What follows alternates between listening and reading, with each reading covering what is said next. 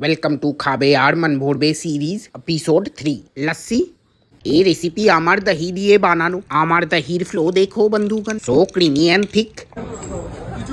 আরে আরে আমার দহি মানে পাগর দাদার বাড়িতে দহি বানিয়েছি। হায় রে আমি কি বলে ফেললাম, পাগর দাদা আমি আর পারবো না, তুমি বলো। Okay no problem. দই নেবে 500 গ্রাম, এবার ওতে মেপে চিনি দেবে 80 গ্রাম। এখন বলবে 80 গ্রাম চিনি কি করে মাপি? রাস্তায় বেরোলে তো চোখ দিয়ে সুন্দর মানুষটাকে ভালোই মাপতে পারো, সেই কৌশলটাই তো এখানে ঝাপতে পারো। এবার 2 চামচ গোলাপ জল দিয়ে নাড়তে থাকো। নাড়তে নাড়তে দই যতক্ষণ হালকা হালকা পাতলা না হচ্ছে ততক্ষণ অব্দি নাড়তে থাকো। বন্ধুগণ ট্রাস্ট মি, এই লাস্সি পুরো আমুল কুলের মতো খেতে হবে। তাই আমুল কুলের মতো কনসিস্টেন্সির জন্য দইয়ের 1/3 জল দিতে হবে। তারপরে ভালো করে মিক্স করে নেবে যাতে এরকম ফেনা ফেনা হয়ে যায়। এবার মাটির গ্লাস বা ভাঁড় নেবে আর ফোন পে পরোটা কাকুকে জিজ্ঞাসা করবে, কাকু কাকু এবার লাস্সি কোথায় যায়?